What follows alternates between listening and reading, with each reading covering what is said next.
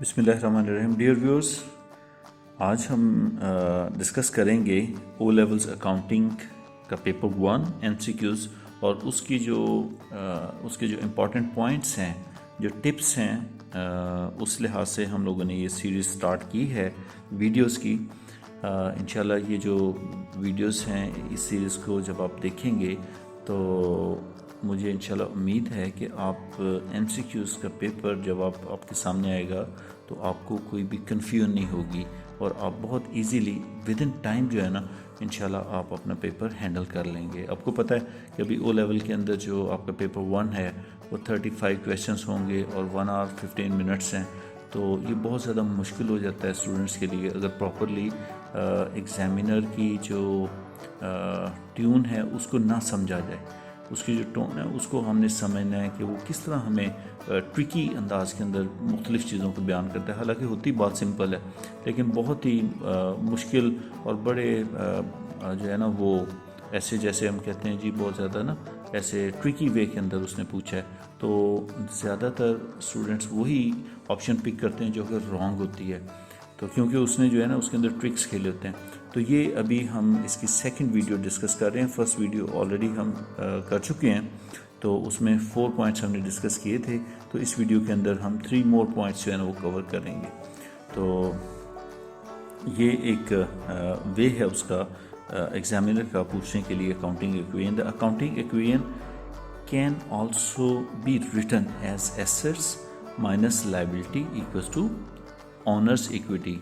और कैम्ब्रिज में ये अच्छी बात है कि वो एक चीज़ जो कि थोड़ी सी अनयूजुअल होती है उसके साथ वो दूसरा नाम भी जो कि कॉमनली यूज़ हो रहा था वो लिख देता है। तो ये इसके लिए हम उसके शुक्रगुजार हैं कैम्ब्रिज के कि वो इस तरह ये काम करता है। ठीक है, तो टॉपिक आपको पता है जो हमारा चल रहा है, the double entry system of book keeping.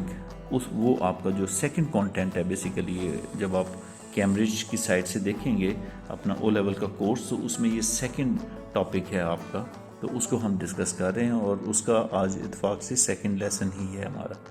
तो अकाउंटिंग इक्वेशन आपको पता है डिफरेंट तरीके से लिखी जाती है। तो नॉर्मली तो लिखा होता है कि assets are equals to capital plus liabilities. तो अगर आप एसेट माइनस लाइबिलिटी करेंगे तो कैपिटल आ जाएगा। कैपिटल को जो है ना वो ऑनर्स इक्विटी भी कहते हैं, खाली इक्विटी भी कहते हैं। और ऐसा भी हो सकता है एसेट्स में से इक्विटी माइनस करें तो वो लाइबिलिटी आ जाएगा। तो आपको पता है लेफ्ट हैंड साइड और ये राइट हैंड साइड है, तो आप जो है ना वो वैल्यूज़ को दूसरी साइड पर ले जाके तो उसके साइन चेंज कर देते हैं।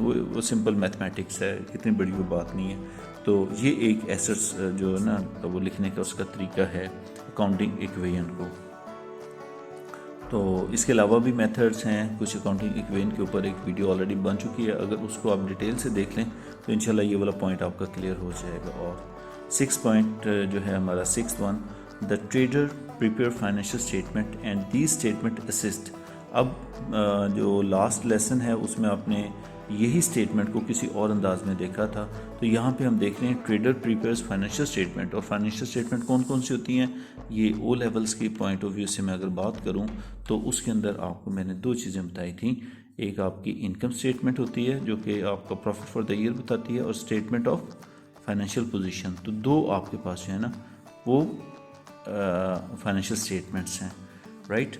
सो ये आपकी जो है ना, और ट्रेडर क्यों इसे यूज़ करता है, ये क्या स्टेटमेंट से फ़ायदा क्या होता है। And these statements assist the trader to make decision about the future.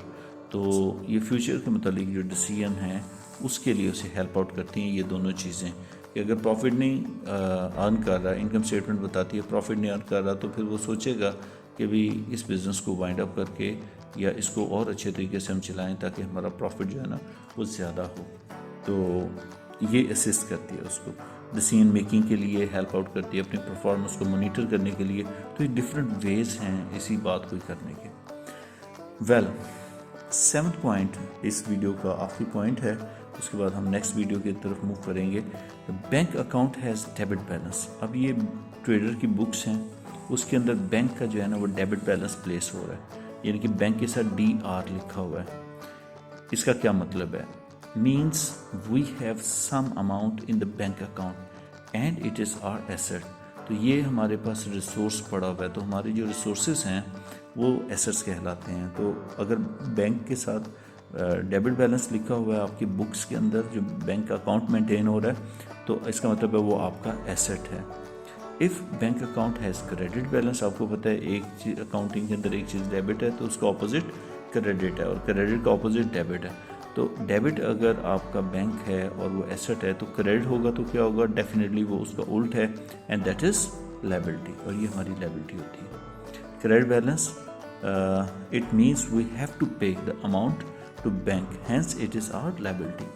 तो बैंक के साथ DR लिखा हो और आगे डॉलर्स लिखे हुए हैं, राइट, लाइक 600, तो इसका मतलब बैंक में हमारा $600 जो है ना वो पड़ा हुआ है, ये हमारा एसेट है। और अगर इसके साथ CR लिखा हुआ है तो ये $150 लिखा हुआ है, इसका मतलब है कि हमने बैंक के इतने पैसे जो है ना पे करने हैं। ये वीडियो आपकी यहाँ पर एंड होती है। इंशाल्लाह मिलते हैं नेक्स्ट वीडियो के साथ। स्टे ब्लेस्ड, अल्लाह हाफिज़।